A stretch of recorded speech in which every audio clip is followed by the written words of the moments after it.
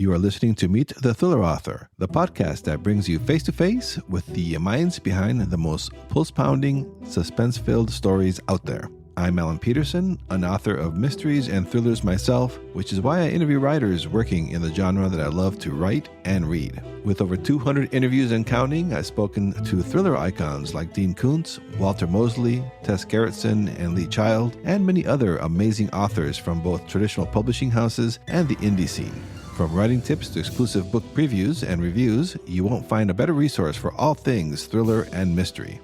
Dive deeper into the rabbit hole at thrillerauthors.com, where you'll find an archive of all my interviews, show notes, book reviews, and more. And don't forget to sign up for my Thrilling Reads newsletter for exclusive deals on must-read books in our genre. That's over at thrillerauthors.com.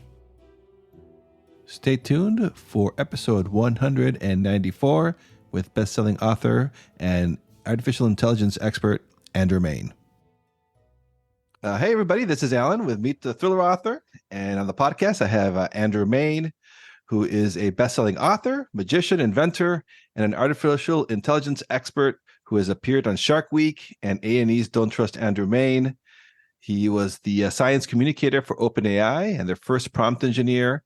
And at OpenAI, he worked on GPT-4 and ChatGPT, GPT-3, all that good stuff, creating many of the original prompts and examples used today.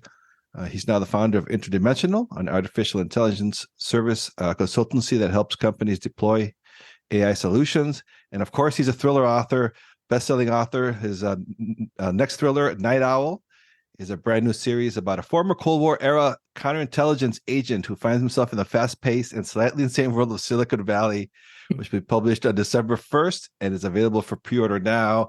Where did you get the Silicon Valley, I wonder? I don't know, man. It's just creativity is a mystery, man.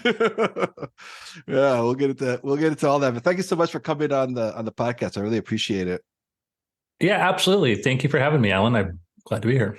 Yeah, it was funny when this whole ChatGPT went to the public, and I started looking into it, and I started seeing your blog, your website get popping up all the time. So I learned a lot from reading your website. And I was like, oh my God, that's really cool that a thriller author is now like an expert in this stuff, and this whole artificial intelligence. And when you first were on the show, on the podcast in 2020, I never even heard of of ChatGPT or OpenAI. Mm-hmm. How crazy is that? How did you get into AI and then working for OpenAI? How did all that come about? Well, I've always been interested in artificial intelligence and robots. When I was a kid, I used to build, I'd take coffee cans and stuff and build robots, and they didn't work very well, but I would take apart toys and build stuff. And then when we got our first computer, I try to make very simple chat bots, just basic sort of thing. If you go, what's your favorite color? Red. And then if red appears here, then say, cool, like apples are red. I'd make very simple stuff. And then by the time I got to high school, when my senior year of high school, maybe Gopher had came out. That was like the first, browser, like the World Wide Web was really even in its infancy. I think Tim Berners-Lee was still finishing this stuff.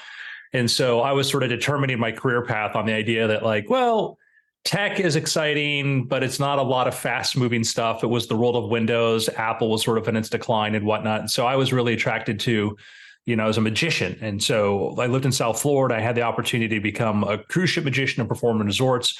So straight out of high school, I did that. I headlined and I traveled around the world doing magic because that just seemed more attractive. I didn't think I would be missing anything out. And then while doing that, the internet happened and a bunch of other things happened. And I kept thinking, I want to get more involved in technology. So I followed stuff pretty closely. And I launched, a blogging company in the early aughts and a podcasting company and stuff. But it was more of a thing I would follow. I'd read research papers and keep a little bit into it. But it wasn't until about 7 years ago, I decided to get kind of real serious about all of it. And, since then I did a lot of fun stuff, and I was in the middle of actually working on a special for Shark Week. And I pitched them the idea that I was going to make myself invisible to great white sharks, very idiotic thing to do, but, whatever, to get on TV. And working on that, I wanted to build a system that would let me see 360 degrees around me. And I'd been playing around with different AI stuff at the time. There's a thing called GANs, which is generative adversarial networks, which basically is a way to like the first image models you'd see where they created kind of things you could look at, use that. And I trained little ones on my computer to do that. And then, I started playing around with like some text generation models at that time were very, very simple. And then I kind of got a little more serious because I only really picked up programming like a year before, learned Python. And then for the Shark Week thing, I started playing around more with image recognition and started to train models to do other stuff. And it was very fascinating. And so I just sort of got really into the field. And it was really the thing that hooked me into it was while I was learning about building image detection systems and the way they work, they have different sort of algorithms. But one of the things they often look for is like you take an image, you take out all the color and you reduce it to look for edges and you look for stuff. If you want to spot a face, look for 2 eyes and 2 nostrils. That's one of the things you could do. And there's a thing called HAR-like features, which is sort of an edge detection thing. While I was working on this, I was talking to a shark researcher. They made a comment to me. They said, yeah, if you're in a cage, the great white doesn't see you. They just see the outline of the cage. And I'm like, that's a very interesting thing because that involves a certain amount of post-processing for what they're seeing. And if you think about it, great white sharks have a tremendous amount of sensory input. They've got incredible vision. They've got great sense of smell. They can pick up vibrations, electrical fields, all these other bits of data, but they got small brains. But sharks have been around longer than trees. Sharks have been around like 300 million years. They're a very, very successful species. And part of that is by being very efficient. And I thought at the time, the way they described it sounded very much like a very efficient image algorithm. Like, what's the minimal amount of resources I need to compute to figure something out? And that led to me figuring out my intuition on how I was going to fool great white sharks. I pitched the idea of this sort of predator suit with LCD camouflage and stuff, which worked for 15 minutes in the ocean, then totally started to short out. But I had a better method to do that. But that parallel between artificial intelligence and what was going on there in biology really got me interested because once I had an analogy to get hold of, I just sort of dove right in. And not long after, OpenAI, who I'd been following because I thought it was a very interesting effort, this company was started as a nonprofit, and their goal is, how do you prevent AI from becoming Skynet? How do you prevent it from the existential threats and whatnot? And they did some cool stuff like having training systems that could beat the world's best gamers, like in Defense of the Ancients and whatnot. And then they put out a thing called GPT-2. They did GPT-1, which was a paper that got a little bit of attention. And GPT-1 basically took something that Google had discovered called the transformer and realized it was really good for predicting like the next word in a sequence. And the way this worked was basically if you took a ton of data, ton of text, whatever, the AI would learn by looking at stuff and trying to make a guess for what the next word would be, but then kind of look ahead and guess ahead. And it could make a better effort than just trying to guess a word. An example would be if I said to you, I went down to the park and I walked into the dugout and I saw a bat. In a traditional model, you would just assume it's a baseball bat because you heard park, you heard dugout, you heard this. But if I said a bat hanging from the rafters and it flew away, well, then you would know it was the mammal bat. And a transformer type model can actually figure out like, may not always be baseball bat. It could be this other thing. And language is a lot of taking different paths and stuff. And by scaling these systems up, they did from GPT-1 and then GPT-2, they're able to actually have GPT-2 could generate coherent text and it could kind of follow that for a couple of paragraphs. So when they released that, as a writer, I've been writing for the last 16, 15 years now, I was very interested to see what was that intersection of AI and language. And they posted all the examples on GitHub, a repository for code and whatnot. And I read through every single example they posted because at that time you couldn't play with GPT-2 yourself. So I read every single example they had there and trying to understand what was the process. And as I did that, I could kind of see, okay, it's paying attention to the original prompt here. Then it's sort of going off on this tangent, and now it's paying attention to there, and it's going to there.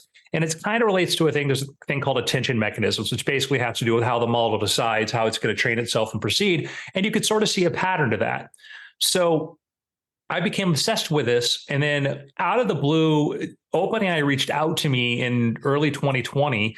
And somebody I had known that I was really into kind of the stuff and been following a bit, but talking about it on podcasts and stuff. And they said, we'll put you on NDA. And then they said, do you want to play with GPT-3? I'm like, GPT-3? Like, yes, I do. And I was obsessive. Like, I just would stay up late. I just put out a book. I was between, book releases. So I had plenty of spare time. And so I just released a book and I'd be up till 4 or 5 a.m. playing with it and trying to understand taking what I knew about GPT-2 and taking a look at GPT-3 and figuring out how do you get it to do what you want to do. Now, I have to understand that between GPT-3 and ChatGPT is GPT-3 was a model that was just trained on a bunch of text. It wasn't taught afterwards.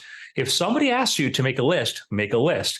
If somebody says, do this, do that. It literally was just trying to predict the next sequence from a bunch of text. So if you said, this is, Alan Peterson's blog about, the movie Alien and what I like, it would go, okay, I guess this is what would something on the internet or a blog post look like? And it would continue writing down.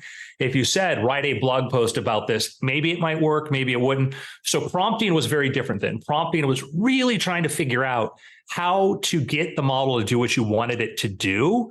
And that kind of realized you had to look at the world of text to say, if I want it to be factual, then I should probably say, this is an abstract, title abstract, materials research study or something. Give it in the world of text where it would find something. If I wanted it to be sort of truthful, I would figure out a truthful story. If I wanted to be creative, I'd figure that out. So OpenAI was a very small company at that time. And, here I was just showing all these examples. I'd send them videos of stuff and also be coding up examples making apps for the iPhone and all this and showing a lot of this potential. And they asked me, said, would you like to work with us? And I've never had like a real job in my entire life.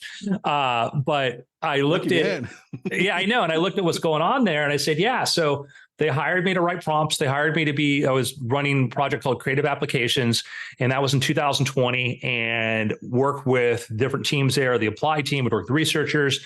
And then 2 years ago, I became the science communicator for OpenAI, where basically I would help figure out how do we explain these things, how do we do that, and still play with the stuff and do all that. So very long explanation, but that's how I came into work at OpenAI. So you were there when they went to the public, when they opened it up to the public? Before, yeah, actually, yeah. I was one of the alpha testers, and so I wrote the documentation for GPT-3, and I wrote the examples for GPT-3. So the stuff you go there and they see all those things, airport codes, that's me. That was like late at night. Like, I wonder if it could do this. And then internally, they're so busy building and doing stuff that, I'd get a call, somebody'd say like, hey, do you think you could do this with it? I'd be like, I don't know. And so I was the prompt whisperer internally, and not for any amazing skill or talent, but just from sheer maniacal energy at which I threw at the system, trying to figure out how to get to do cool things. Were you, what was when it got released in November to the public, were you surprised at how it exploded, or were you expecting it? It must have been crazy for you guys. Yeah. So that's a background. So we had, back in 2020, we released in like the summer GPT-3, which was an API where you could go online to the website there and use their playground to play with it, right? And it was very powerful, but it wasn't as accessible to people as, perhaps it could have been. So that was one of the things OpenAI worked towards doing, was trying to improve that. And then one of the things they did is they looked at how people used it, and they created a category of model called the instruct models. And what instruct models were basically taking, an example of, make a list of 10 science fiction books, and it gives you a list of this. Not, you are a blog and you're supposed to be doing this and blah, blah. And that's why I see a lot of people doing prompting, a lot of prompt experts today that are wasting a lot of words and stuff too, because I'm like, these new models are different. It's not the same as it was before. But anyhow, the new instruct models became more capable, but still there was a little bit more to do. So a team at OpenAI basically said, let's take a ton of data on basically really good interactions between what people want and how they succeed, also help guide the model. So it's not going to give you things you don't want. You don't want to say, I'm having trouble at work, and it tells you should punch your boss. That would be bad. And so basically it's called reinforcement learning with the human feedback. Well, basically idea is like, it would try a bunch of different things, and every now and then the human would say, yes, this is good. No, that's not. It would keep that cycle going until it built up a lot of data. So that newer model, the Instruct series, they took that, and then they took a user interface, and we were in November, we had a meeting because remember, November last year, still not even a year ago. That's the crazy part. We're less than a year into ChatGPT. Last year, we're sitting there planning for the rollout of GPT-4. Now, GPT-4 had been ready for months, but we'd been testing it. So it was under the hood hat. We weren't, publicly talking about it. And we knew we were going to have like a rollout in like March. So understand, we were months ahead from GPT-4, but we knew it was going to be very crazy with that. So one of our researchers, a friend of mine, says, hey, we want to go test this thing. And it was called a low-key research preview. And we're like, well, how many users do you think are going to want to play with this? And we've had other things where people have tested and whatnot. And, maybe 10,000, worst case, 100,000 max, whatever. We had no expectation for what this was going to do, because understand the core capability of ChatGPT had been in a model called GPT 3.5, which had been available for 6 months before. Every cool thing you could do with it, you could get it to do with maybe a little bit more prompting and in a different interface. So it wasn't like we thought capability wise, this is a new model. It was more like for ease of use wise. Well, you reduce the friction in prompting it, you reduce the friction of the interface, you reduce the friction of having to create an account, and pretty much there's no friction, and you end up with the ChatGPT phenomenon.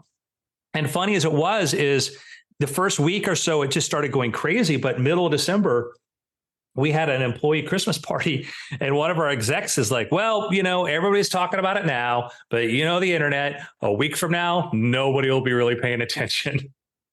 Turned out not true. And so it was insane. And I had my running joke in one of our Slack threads was like, okay, I'm like, I said, it's not if, it's when we are going to be a subject of a South Park parody.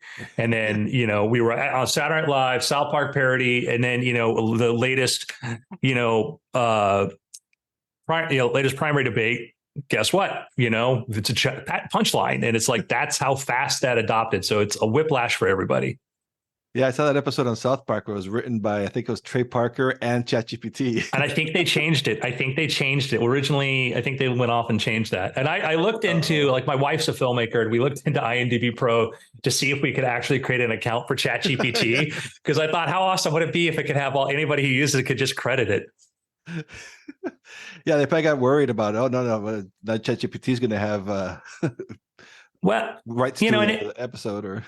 Yeah, and I get, like, there's a lot of writers are concerned, which I'm happy to talk about that if you want, but yeah, that's what I was gonna say, because hanging out in the writers forums and Facebook groups, for writers, especially self-publishing and in the indie world, I was kind of surprised how toxic it's gotten against AI. I understand people are fearful; they don't understand it. Did you realize it was going to be this it was going to be such a pushback against it, and now like George R.R. Martin and John Grisham and others are suing it for copyright infringement? Could you just speak to all that craziness that's going on right now? Yeah, I mean, I can't speak to any, obviously any litigation or anything like that that's going on, but I could talk about, and I could say that there are some severe. I have questions about some of the technical claims made by some of these people doing that, but that's neither here nor there. I would say in general, yeah, I am surprised in the rate of which the fear is sort of set in. As a writer, as a guy who does 2 books a year, does 2 novels a year, and who does take my writing seriously, I'm a Wall Street Journal bestseller. I'm a 2-time Thriller Award finalist, Edgar finalist, and so I think I write good, for the most part. And I've had, my book Naturalist spent 7 weeks on the bestseller list on Amazon, #1 for everything. And so I've had experience of success. I've had experience of trying and struggling. I started off as an indie writer. I work with publishers, and I work with a great publisher. There have been years where the only income I had was either what I was making from Kindle digital publishing or from selling, optioning film rights and stuff. And I've had lean periods, I have great periods and whatever. And so I've been involved in writing as a living for a good portion of my life. I never worried about AI taking my job. And although I assume at some point it would, when GPT-2 came out, when GPT-2 came out, I looked at the quality of that and said, that's not quite there yet. And then GPT-3 came out and I said, oh, this is better. And I experimented with using it in books, using it in stuff. I think the first published stuff that used GPT-3 or GPT-4 is probably like some paragraphs and stuff in my books that I would do as an experimental way. Like if I wanted to have an AI talk, I would do that. But I don't let it write for me because I love to write. It's like, why would you kayak if you can have a powerboat? Because you want to kayak. Why would you mountain climb if you could have a helicopter? Because you want to mountain climb. Why would you fish if you could have fish? Because I like to write. And so if people don't want to buy my books because they prefer AI books, then that is their choice. I'm still going to write. I got into this as a writer. If you're now, when it comes to me as a person having a career in this space, I think we're going to enter a golden age. I think that we're going to enter in a period of the the opportunity for creativity is going to expand more than there are going to be creatives to fill it. And an example I give is when I present, talks to creatives, I show a slide, which was the first photo that Daguerre took back in like 1838 or something of a person. And what it was at that time, you had to leave a camera exposure open for like 20 minutes, 30 minutes, whatever, because the film wasn't that sensitive. And nobody would ever sit still long enough to have a photograph. But in this case, he took a photo of a street and a man stopped to get his shoe shined. And so the man and the shoe shiner were captured long enough to see there. So you can look at this photo and you can see this. And that's the first time, you have a machine was able to capture people, capture life, capture trees, and everything all together. And that's an amazing point in time. Prior to that, no machine could really capture in detail something on par or greater than a human could be able to do. And that would have been troubling and fearful for some people. And I think that some people feared, what would this mean for portrait painting? And what would people mean for this?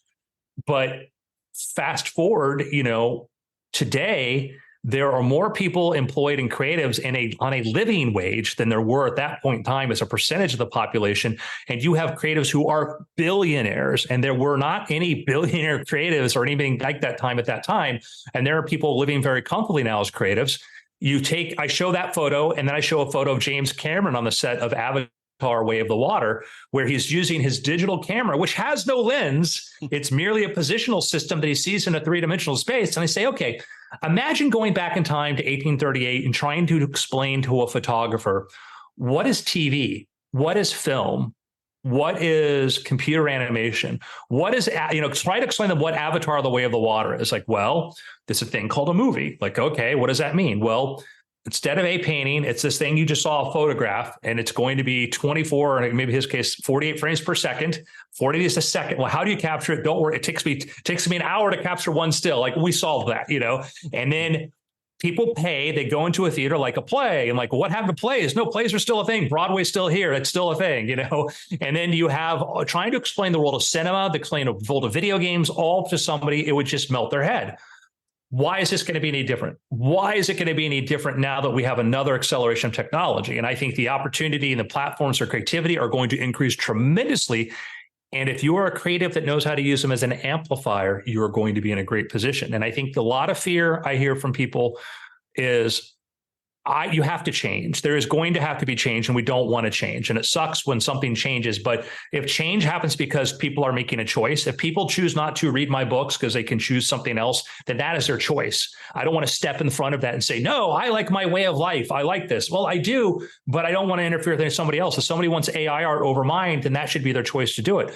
But I like to think people are going to still want human-made stuff. I've got Brandon Sanderson's book collection up here. And Brandon Sanderson, he did this Kickstarter. He raised $40 million. $40 million, okay? Publishers are looking at this going, how the hell do you do that? And I'm going to give you, as a point of context, Alan, I'll show you something kind of a very funny stat, not sort more sad, is he raised $40 million for his Kickstarter. And if one of the companies I like to track, just because out of perverse curiosity, is Barnes & Noble, okay? And if you look at what the value is of Barnes & Noble's like market cap, it's like, well, Barnes & Noble Education. Let me see if I can find Barnes & Noble. Like, it's barely, it's maybe 10x that, and so one author was able to go raise, a significant amount of sum. I think J.K. Rowling's worth more than Barnes & Noble is now. And that shows you the power of a creative. It shows you the power of being able to have that. And my point about Brandon Sanderson, I backed his campaign. Here's a fun fact. I've never read one of his books. I've never read one. I hear they're great. He's a super cool guy. I just wanted him to win. Yeah. And if your readers and audiences aren't wishing for us to win, AI ain't the problem. Yeah, I think that's the thing too with like even the screen actor, the writers, the writing guild right now that's on strike in Hollywood. They're very concerned. Mm-hmm. One of the points is AI. They're worried about AI use and yeah. You imagine now you're lucky to get an advance nowadays, and he got a $40 million, like a $40 million advance.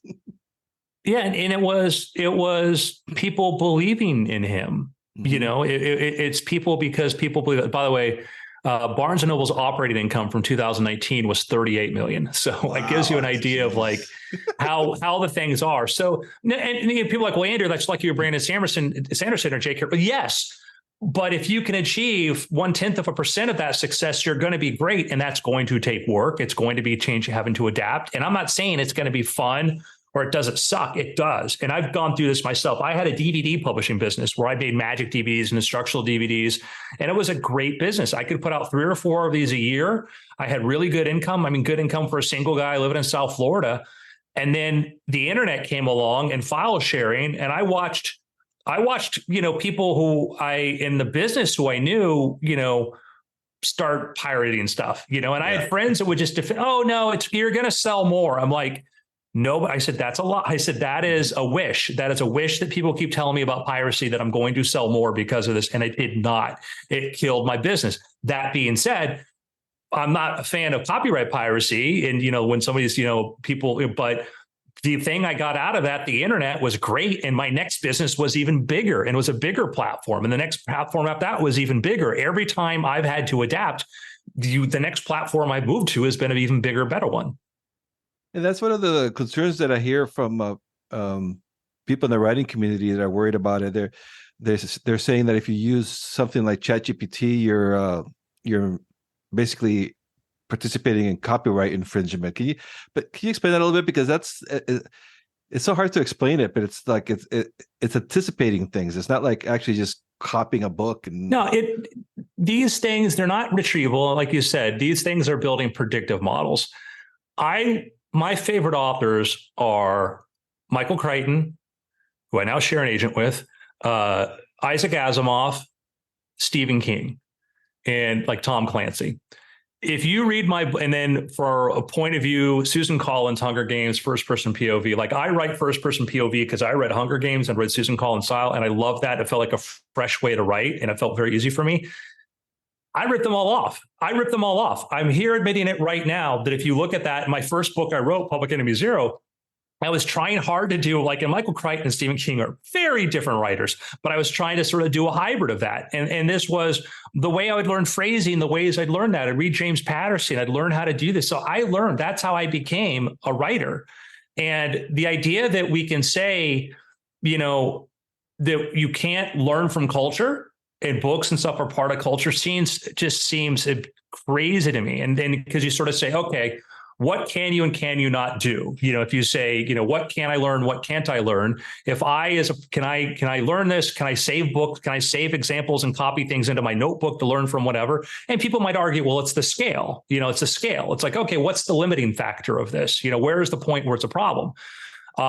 I don't, to me, it's just, it's arguing. It's partially problem number one is, I think that culture is built upon this. I've learned everything from people around me. It continues on to do this. If I build a tool, whatever that does the same thing, that's the same thing. Why should that be kept separate?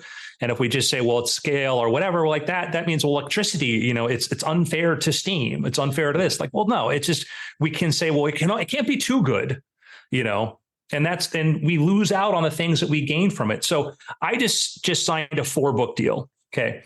And I'm a very busy person, as we all are. And I have time to sit down and write, but the time it takes for me to sit down and to organize all my notes and put that stuff into that format, to go to the editor, to say, this is what I want to do, all that is a pain. That is a pain for me. It's not a fun part of the creative process. So, I used ChatGPT to take my notes. It didn't write any of my pitches. I wrote all those, but I said, hey, take all these notes and all this messy space and consolidate this down for me. And it's made my life better. I use it to do edits. I use it to do research. It's an amplifier for me. I'm able to do 2 books a year and work at an AI company and do all my side projects, in part because I use this as an amplifier. And I think the sooner other people do this, the better. And I get it. People in writers' rooms and stuff are afraid of what's going to happen. Well, listen, you need to be more worried about TikTok. You need to be worried about, Americans liking to watch soccer more. There's a lot of these other factors that are going to be way more displacing than I think, AI is. And I think in the long run, AI is going to create a huge whole worlds of which we can create that we haven't thought about.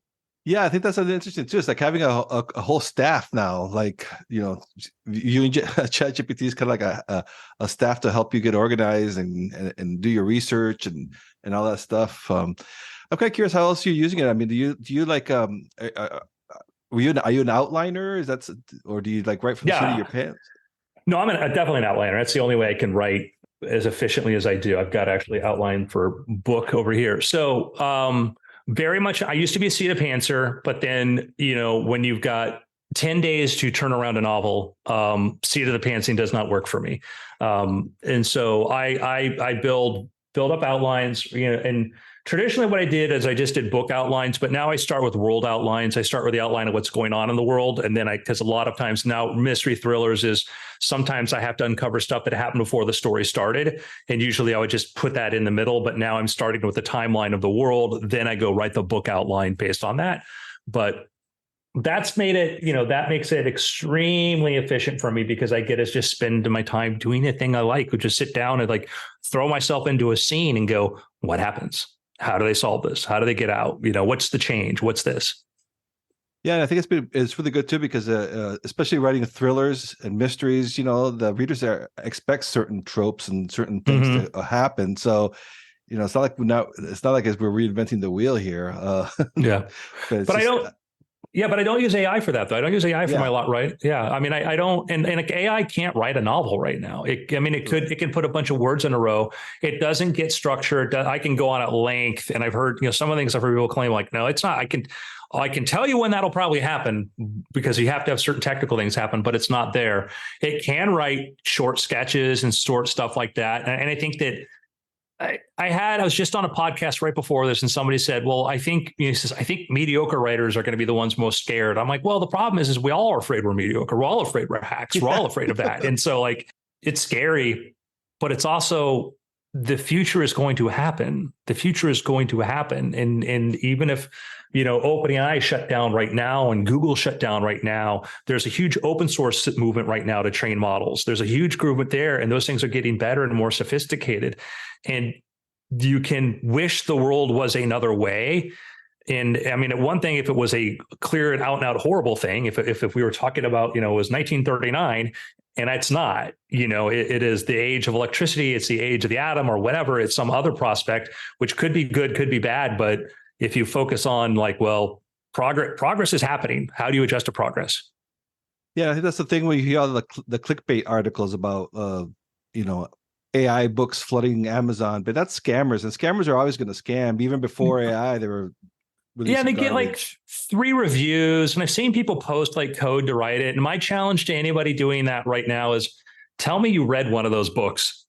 Yeah, That was like, because like Amazon just put out a thing today where the limiting a person can't upload more than 3 books here. And so like, and there's ways to sort of like, if the danger is crap, that's fine. You just go look at, well, it's got 2 reviews. Chances are nobody else wanted this book.